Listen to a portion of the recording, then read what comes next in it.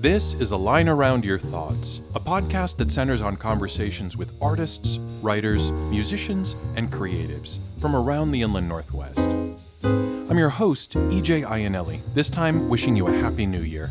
And it's because of the holidays that we've had special episodes last week and this week.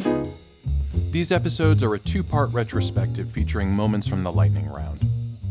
For those who might be unfamiliar with that term, at least as far as it relates to A Line Around Your Thoughts, the lightning round refers to the series of 4 questions that closes every interview.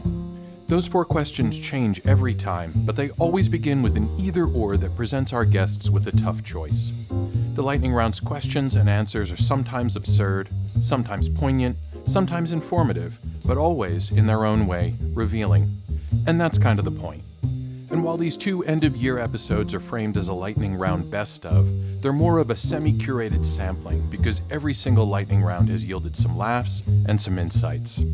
While last week's episode drew from the podcast's first 4 months, this episode features guests from the latter part of 2025.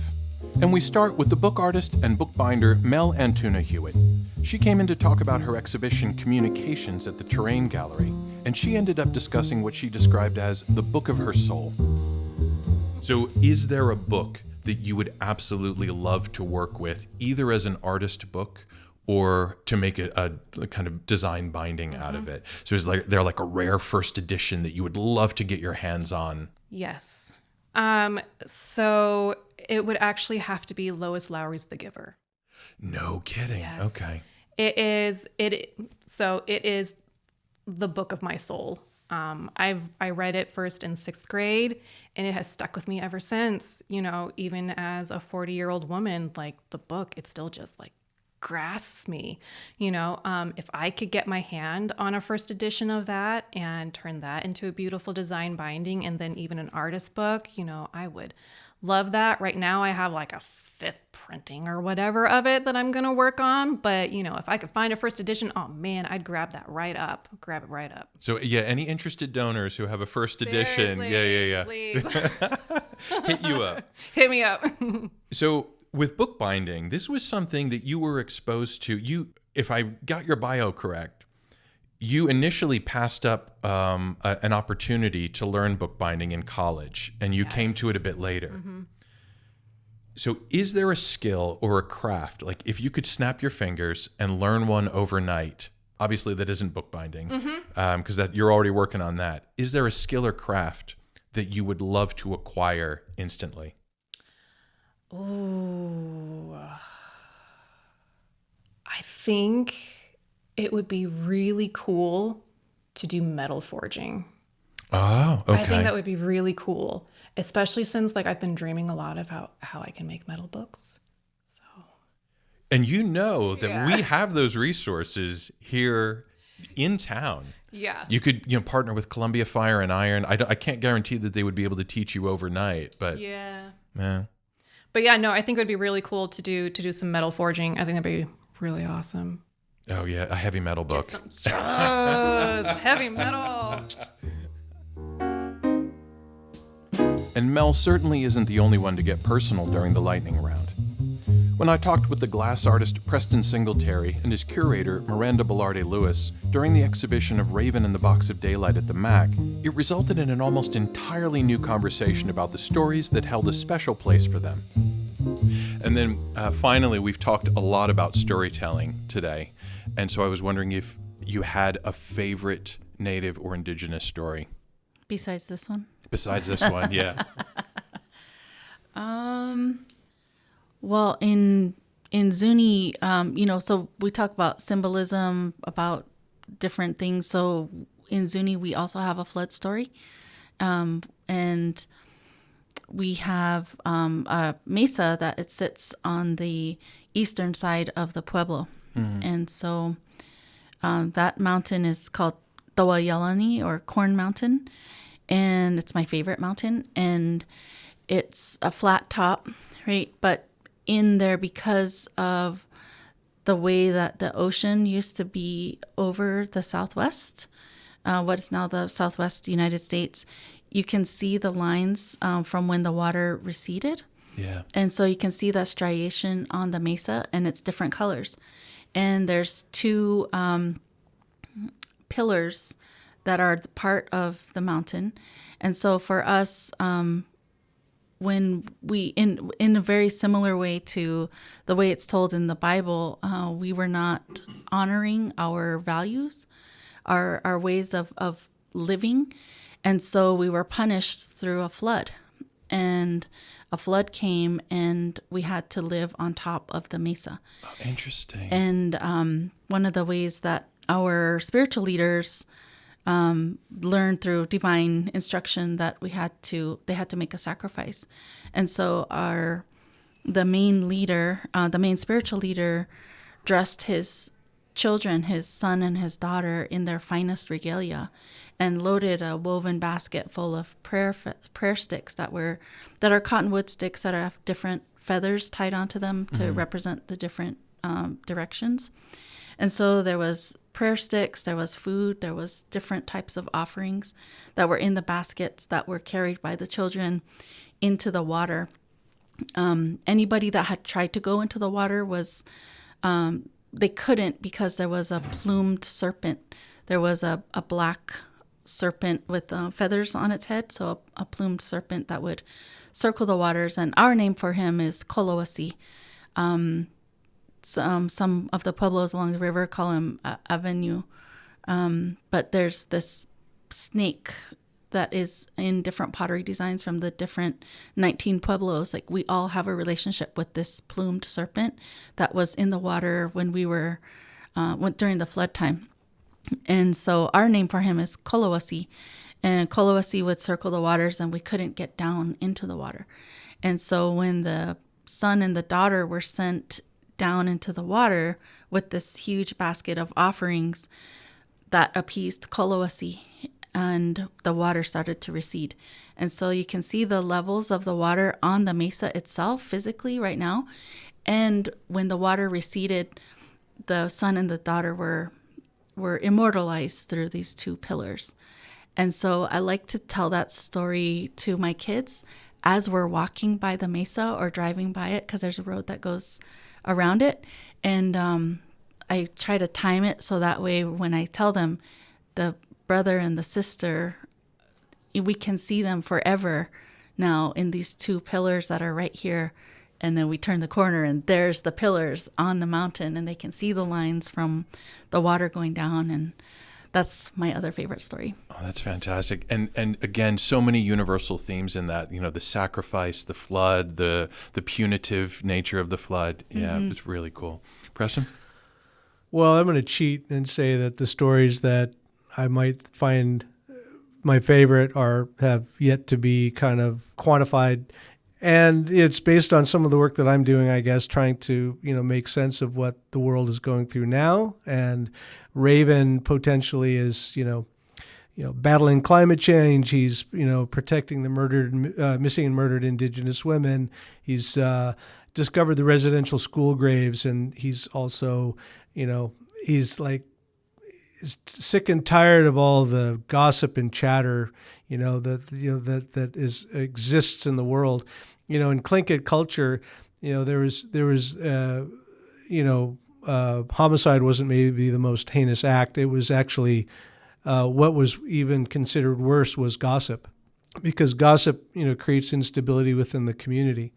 And so if someone, and in the old days, if someone's clan member wronged the other clan member, a different clan member, this entire clan member over here, who was related to the aggressor, would stand up and offer an apology to that community or that clan, and they would be pay restitution and say, from this day forward, we won't speak of this.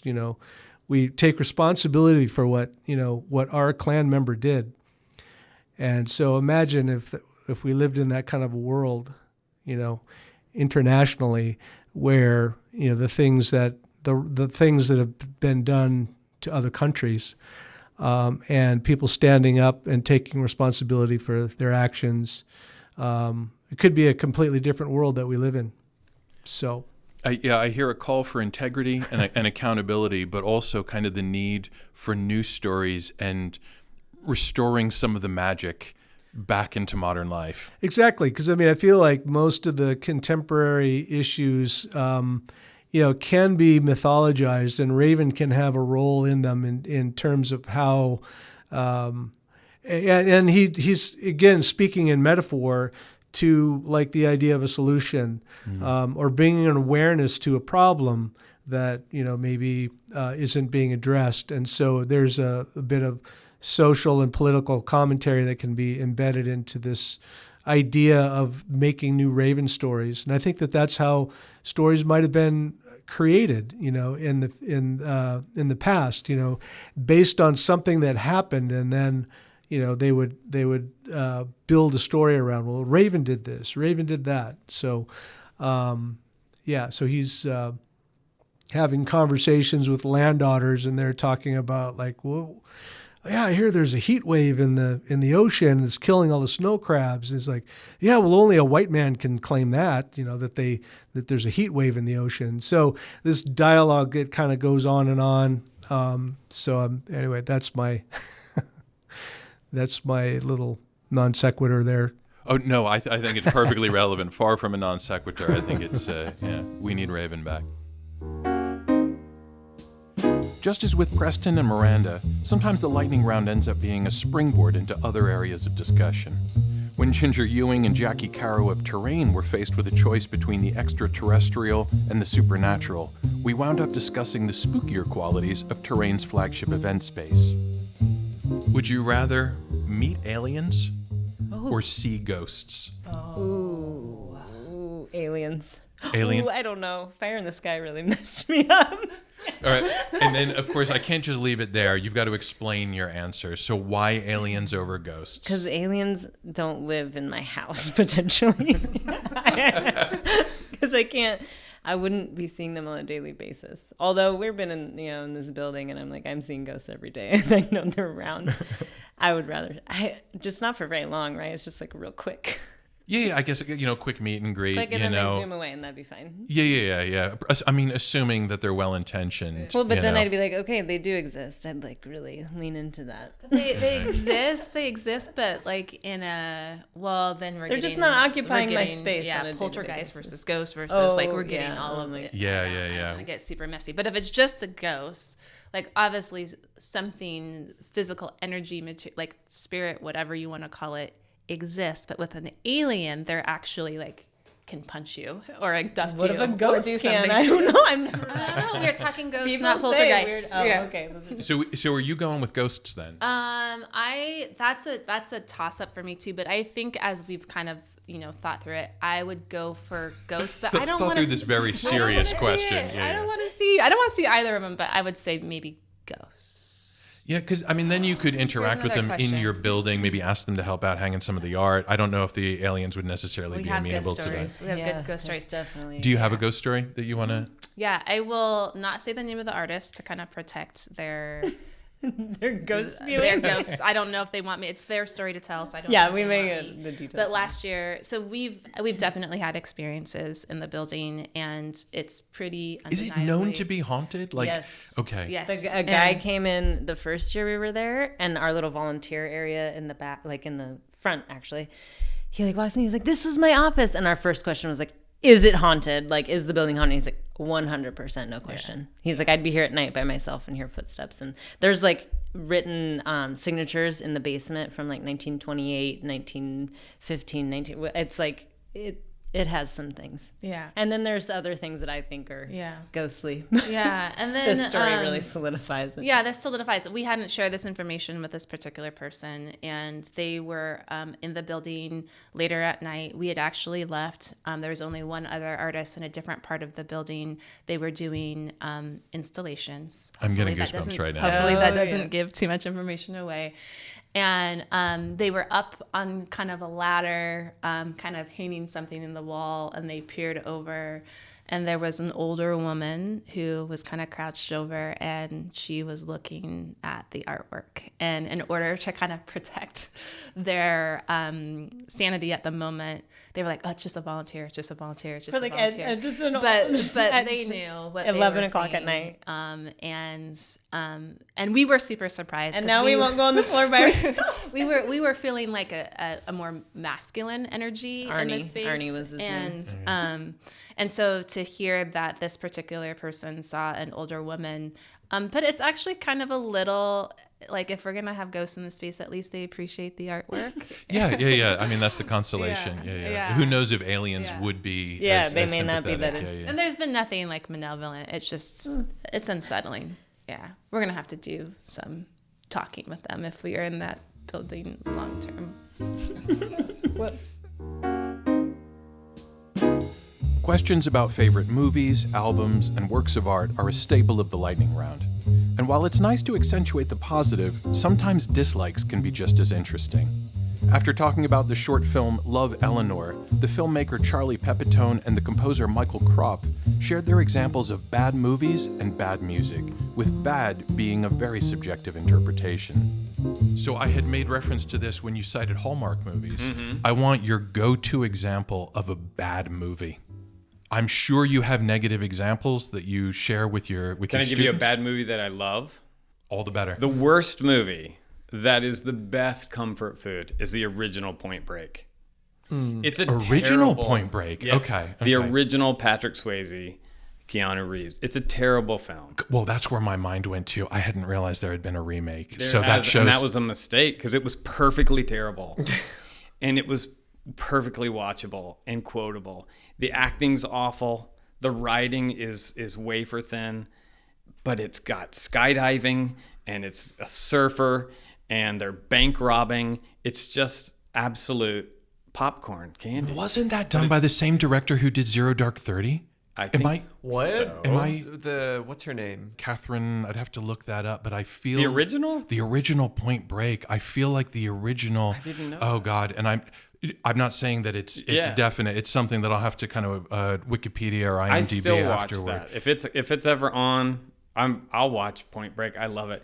It's just it's a masterclass on what not to do, and yet for some reason it holds you. And yet it's still watchable. Yeah, okay. For sure.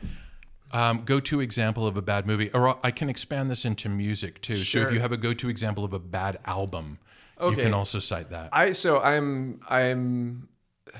I get very lost in the subjectivity of music, and so I feel people always want to ask me, as someone who focuses on music in a lot of my life, like, tell me what's good and what's bad, and I'm like, I don't know, like, probably. But we're all about subjectivity here. I mean, this answer is steeped in subjectivity. So this is a very personal response. My dentist growing up used to play the Enya album every time I was getting dental work done. And you would sail away sail away. It may be because I had to get a root canal this week, but this is very like forefront in my mind. I don't particularly enjoy. I will need to relearn how to enjoy Enya because I so associate it with being stuck in a dentist chair with things like, no kidding, scratching on my teeth. We talk about Pavlovian responses, and that's probably a prime example of negative association. And I really need to I'm from the East Coast, so I also have this Pavlovian response against like new age woo-woo stuff that I am also unlearning because it's so much fun, and it's so much more fun to not be a pretentious East Coaster and to just like sail away. Just give in, sail away with Enya, and then watch Point Break. And what a great evening! Yeah, that's.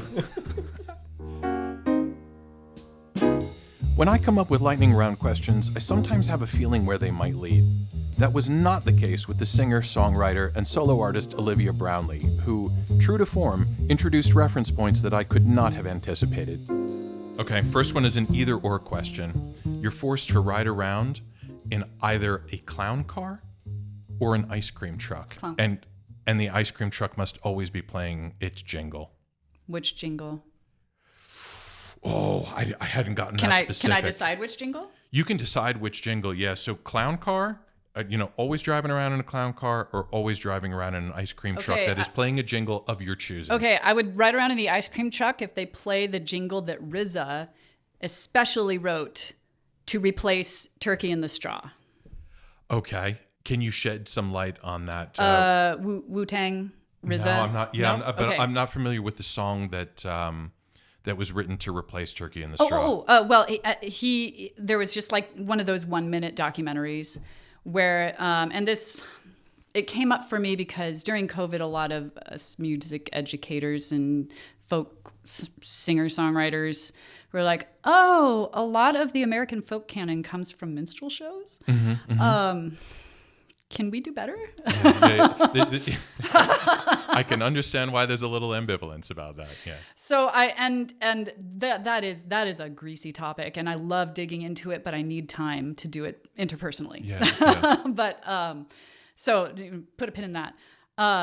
That's when the auspices of the internet spiders were like, oh, you might enjoy this 1-minute documentary about how RZA, Wu-Tang, has written an alternative to Turkey in the Straw for ice cream trucks to play. No kid. Yeah, I was not aware of that. No. Yeah. So if provided the ice cream truck played RZA's alternative version to Turkey in the Straw, you would be game for that over Absolutely. the clown car. I mean, Okay. either is fine, but Okay. Yeah, I just, for me, the biggest conundrum of that either or was the expectations that you set when you drive around with the jingle playing, or the clown car. If you're driving around in the clown car, people automatically expect you to be funny. And if you're driving around in the ice cream truck, people automatically expect you to be vending ice cream. And so, okay. Yeah. I can deal with expectations. But yeah, I should have predicted that you would have seen things in a different light, and I'm grateful for that. Sometimes the lightning round is just a convenient opportunity to pick people's brains about their areas of expertise. That's why I asked the well-traveled writer Susie Leonard Weller, author of 52 Global Reflections, to name a must-visit spot. And in keeping with the eclecticism of the lightning round, it wasn't long before we leapt from that to Halloween candy. So you have been to many, many places. What is one place that you have been to that you really think that most people should visit, just for the experience alone? They should go to Istanbul. And why? Because it is truly a crossroads of the East and West. It is the, Byzantine Christianity, it is Muslim, it is Sufi traditions that are there. It is literally, we were taking the bridge, we're going, and in terms of traveling, but also going under like 4 bridges to be able to go to the Black Sea. We sheltered a refugee family from Ukraine, and they were from the Black Sea area, so I wanted to put my toes in the Black Sea in honor that they had come from that region. And just to be able to appreciate the incredible heritage and the priceless treasures that are there. So the literal and metaphorical bridges. Yes, both. Next one. If you were a sitcom character, what would your catchphrase be? I did think of the movie that, I can't think of his name right now, but it was like, Catch Me If You Can. Okay. Where are you now? Yeah, that's fantastic. Something a little Roadrunner-ish to it. Yeah.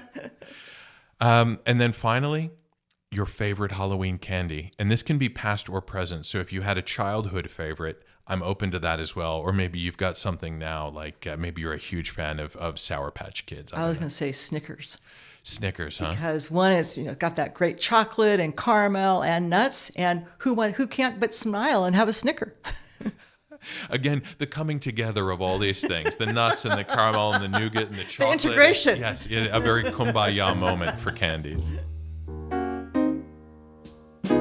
With the DJ, photographer, and videographer Darien Mack, we had a false start to the lightning round when I set up a question that I had only been thinking of asking.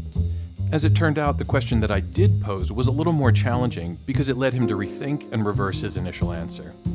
I usually give either or questions, and one of the choices that I was going to present, and maybe I'm spoiling it for a future episode, but happy endings or ambiguous endings.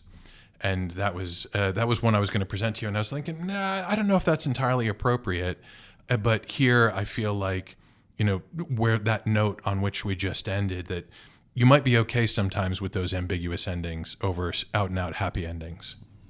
I like ambiguous endings. Yeah. I like the piece that makes you think about where it's going to go. Yeah. Some of my favorite films, favorite songs don't have like the complete idea placed at the end. I feel like when it's created, that completion is supposed to be your thought, like attributed to it. So I would go with ambiguous endings.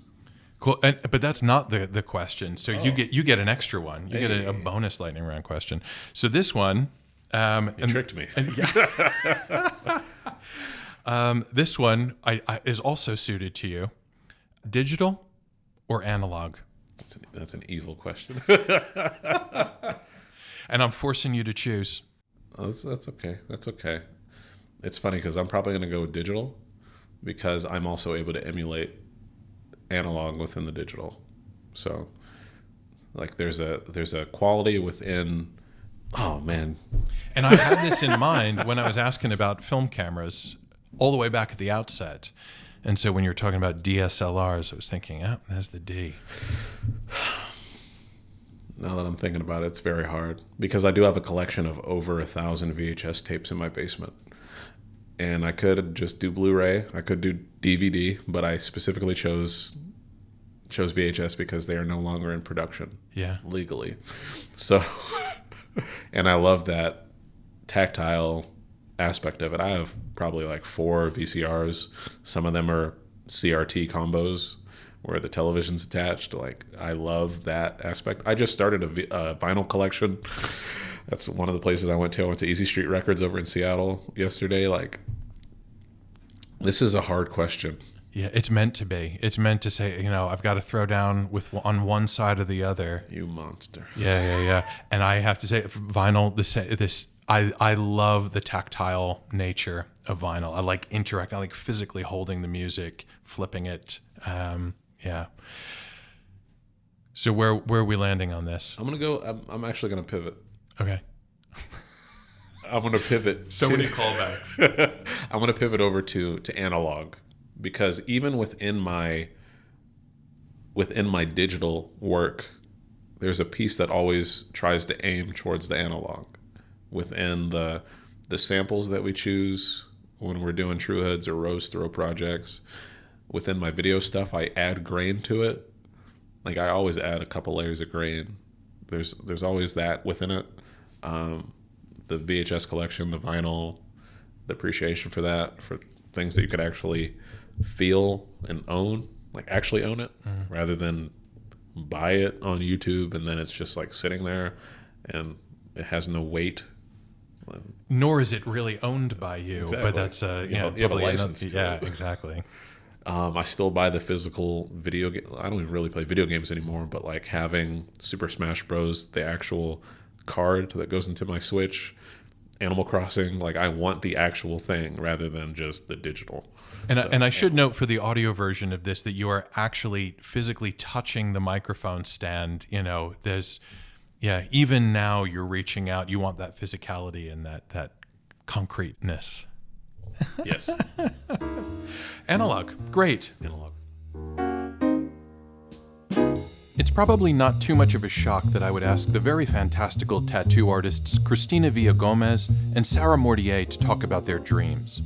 But who could have predicted that one of them would be like a fully formed film and the other would be set in an alternate version of Spokane? Sara, you're up with the final question. The most bizarre dream that you can remember having.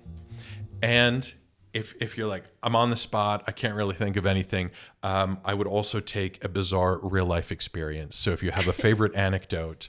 Oh my gosh. Yeah. Oh, you shouldn't have chose me first. I talk too little. I can't think that fast. I got one locked and loaded. Yes. Oh, fantastic. Okay, that gives you time to think yes, because you don't get to wriggle out. Okay. So I probably it's because I love movies and my art is really influenced by movies. I watch movies while I draw on my days off. I dream in movies. It's really weird. And one of my favorite movies I dreamed that I wish everyone else could watch with me was it starred James Wood playing an Elton John impersonator. Marissa Tomei was his wife, his poor beleaguered wife. He was going to a mob funeral where he was hired to be an Elton John impersonator, and he just fubbed it. They didn't have like Elton John songs. They wanted to sing like a Dan England song. And it was like a disaster. It's like a road movie. It's like in an RV in the desert.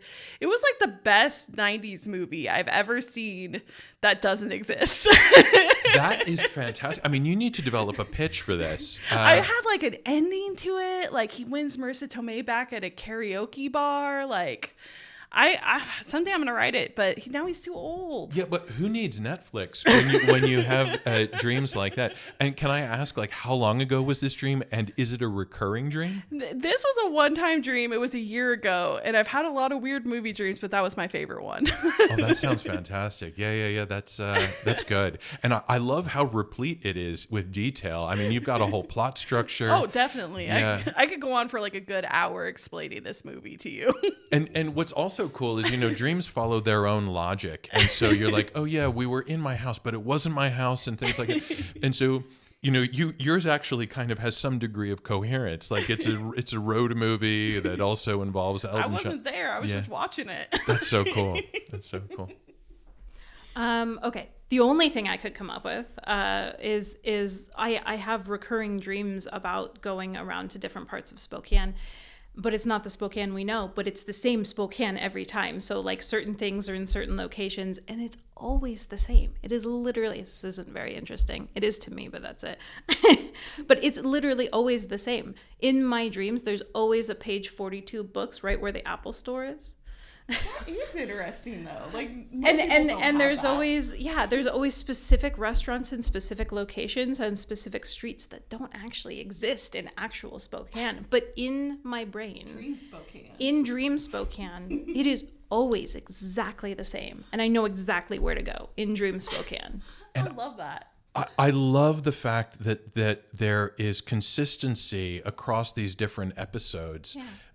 So what's going on in there? How did that? It's in there. It's firmly in there. Are you a lifelong Spokaneite? Are you a native Spokane? Okay, yeah. Okay. So, wow. So lifelong Spokaneite also has a dream Spokane that she visits. Maybe it's an alternate reality. Friends are the people we met in Dream Spokane along the way. That was terrible. I'm sorry. Please edit that out. I will keep that in, and I will. I value the mention of Dream Spokane, and the fact that this could. Can we make this a thing? When Karin Wedemeyer of the Music Conservatory of Sandpoint and Bel Canto Opera was my guest, I couldn't help but seize the opportunity for some cross-cultural exchange with her native Germany. And, of course, that gave us the chance to chat about some highfalutin German concepts like Andacht. The next question is the thing that you miss most from Germany. And this doesn't necessarily have to be an object. If you could import maybe a German quality to the United States or even this region, what would that be? I think purpose. Germans are extraordinarily purpose-driven, and I think that's a really important part to have purpose in life, for everyone to know why they're getting up in the morning. Okay, it's Zweck. Zweck, genau. Okay, so we've talked about opera education and music appreciation. So I'd like to know the opera, or even an aria from an opera, that you think is the best starting point for most people. So if someone were opera curious and saying, I don't know where to begin, what would you say their entry point would be? I would possibly look at Italian operas, and I would possibly look at Non mi dir from oh my goodness. Now my brain is... That's what happens during the lightning round. All the facts that you have in your head at any given time, they just vanish during the lightning round. So I would look at some of these really beautiful Italian operas, but I would also listen to, again, of course, Puccini. There's wonderful repertoire there, but if you ask me, I think the Non mi dir is one of my absolute favorite, most gorgeous, beautiful opera arias written for someone to just enjoy. And here's another word that comes to mind. Actually, it's Andacht. Does that mean anything to you? Mm-hmm, yeah. It's complete devotion. And these pieces require complete devotion. You have to put everything aside and listen. And that's another aspect of our teaching, is that we want students to learn Andacht. and to actually just put things aside and listen. And that aria would be, I think, a beautiful introduction to do that. And that's another recommendation for your record collection. Brett and Rose Noble of the local DIY label 221 Press also had some album recommendations. In their case, it was the Minor Threat discography. But the biggest surprise during their lightning round was Brett's strong opinions on scented candles. So, Brett, you're up now. You get this question. If there were a scented candle themed after you, oh my what would it smell like? This is funny because I really love He's candles. obsessed with candles. Like some people don't like going to like TJ Maxx and those places. I love it. Like I'm a candle guy. Yeah. So what is your scented candle? I actually have a scented candle. So our daughter worked at a candle shop back in Galena. He's got his own scented candle he crafted. And Yeah. like I swear I had no foreknowledge of okay, this it's at like all. triple the amount of oiled perfume that you would put in a normal candle. It's very annoying. So Karina can make it. So I was like, no, you got to put more than. She's like, you're only supposed to put 3 drops in it. I'm like, no, you got to do more. What is it? And so I have 2 of them, and one of them they got funny names. Like it's like I don't know, sweaty something, but it's marshmallow, coffee, and vanilla. Yeah, there's that one, but then you have the perfumey one. They're both rooted in that, like. They're both rooted in. I can get behind that. Marshmallow, coffee, and vanilla? It's great. Okay, yeah. It's I can amazing. get behind that. I'll have to get the name of it too. But like a hyper-powered scent. Yeah, with overpowered. like 6 times the amount. Like give you a headache. Okay. Like it's great. Yeah. You want it to make the house. And wood wicks. It's got to have a wood wick. Oh yeah, he I loves love a the good sound. wood wick. So how about you? My candle scent is very muted and very fresh. I like a laundry scenario or like a clean rain scenario. There was a candle maker in Oak Brook, Illinois, and I think it's called like Champagne Nights, but it's very like very smooth, very light. The older I get, the more, and it's annoying to him because I'm like, this candle smells like. This is giving me a headache. Yeah, and also just for you to know, fragrance is one of the leading cancer-causing ingredients in a lot of stuff. Yeah. So, but I'm like a muted, fresh scent, and he likes like flavored candles. Campfire. Oh, campfire! He loves a good campfire. Yeah, it's great. Yeah, but that can be pretty pungent, the smell of a camp. See? Yeah. Yeah, if I'm gonna light a candle, I want to smell it. I don't want to look at it. I like hearing it, but. All right, so a laundry. Yeah, like a clean, scent. fresh, Yeah. like a Okay. like a linen or like a I like that. My mom used to have that potpourri stuff from when I was little, like you put in a pot, like it smells. So that I think, you need to have a smell. It's good stuff.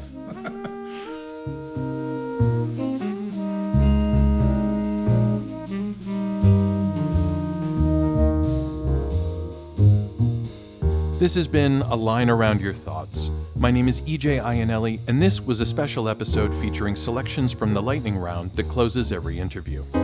I want to thank the Northwest Museum of Arts and Culture for being a repeated episode sponsor this year. I also want to give a shout out to the founding sponsor that helped get things off the ground, Rogue Heart Media SBC, proudly rooted in Spokane and supporting our community with media that makes a difference. For more, visit rogueheart.media. If you are interested in becoming a sponsor in 2026 and keeping these conversations going, please reach out via our website at alaytpodcast.com. And for about 60 cents per episode, you can support A Line Around Your Thoughts by becoming part of our Patreon community. Check out our page at patreon.com/ALAYT. You can also get updates and engage with us on Mastodon at alaytpodcast@pnw.zone, on Blue Sky at alayt.bsky.social, and Instagram at alayt_podcast.